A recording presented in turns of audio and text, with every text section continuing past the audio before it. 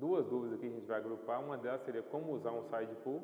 Side pull, para quem não sabe, é uma focinheira geralmente feita com a corda um pouco mais rígida na parte da frente, que vai no chanfre do cavalo, e logo acima das narinas, um pouco acima das narinas, e geralmente esse side pull tem uma correinha de couro por trás e tem duas argolas laterais, e ele é side pull exatamente para puxar para os lados.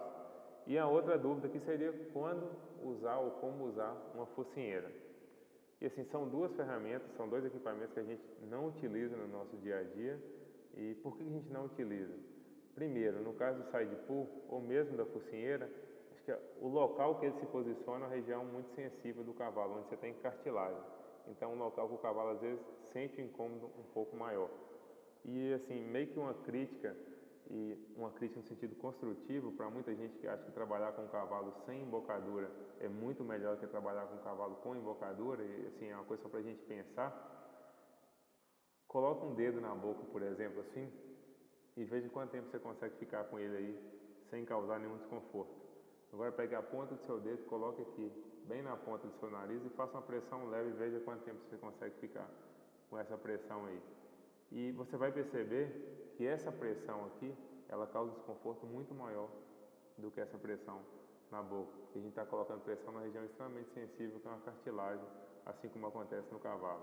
Isso quer dizer que essa pressão aqui eu não posso utilizar ela? Não, quer dizer que para trabalhar com pressão aqui eu preciso ter mãos muito sensíveis, mãos que acionam a rédea de forma muito calma, tranquila. E o que a gente vê muitas vezes com pessoas trabalhando com cavalo sem embocadura, com focinheira, com side pull ou qualquer outro tipo de artifício desse, que muitas vezes a pessoa até debruça, pendura na cara do cavalo, pendura no chanfre do cavalo. E isso, obviamente, que não traz conforto para o cavalo, muito pelo contrário, traz desconforto. Então a gente precisa deixar muito claro que, mais uma vez, mais importante que a ferramenta que você vai utilizar é como você vai utilizar essa ferramenta.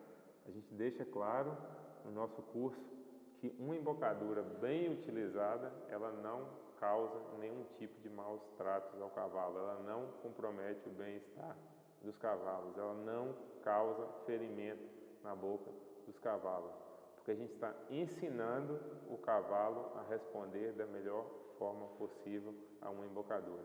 Bom, mas voltando à dúvida, como é que a gente utilizaria um side pull ou uma focinheira? Geralmente, para as embocaduras extraorais, você trabalha com pressão e alívio constantes.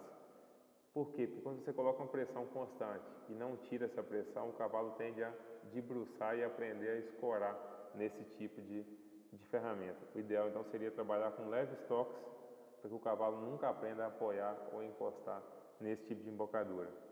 Tanto faz side pull quanto uso de focinheira. E assim como a gente fala no bridão, evite de trabalhar usando muito as duas mãos ao mesmo tempo, puxando muito para trás, porque você começa a inverter pescoço de cavalo, começa a criar reação no cavalo, ou de levantar muito a cabeça, ou o mais comum, o cavalo começar a capotar, ter uma hiperflexão, que isso é ruim do ponto de vista físico para o cavalo e também é ruim do ponto de vista da equitação ou do controle futuro que você vai ter desse cavalo, porque eu vou ter um cavalo mais debruçado nos anteriores e com mais dificuldade de transferir o peso e o seu ponto de equilíbrio um pouco mais para trás. E é um cavalo que geralmente tem o seu movimento um pouco comprometido quando isso acontece. Então eu diria o seguinte, se você quer utilizar side pull focinheira, utilize pelo menor tempo possível. 1, 2, 3 montadas no máximo. E nunca fique debruçado nesse tipo de embocadura. Nunca trabalhe com essa embocadura com muito contato e pouco alívio. Você vai ter um cavalo que aprende a debruçar e jogar o seu peso cada vez mais para frente, que é exatamente o que a gente não quer e não deseja de nenhum tipo de cavalo.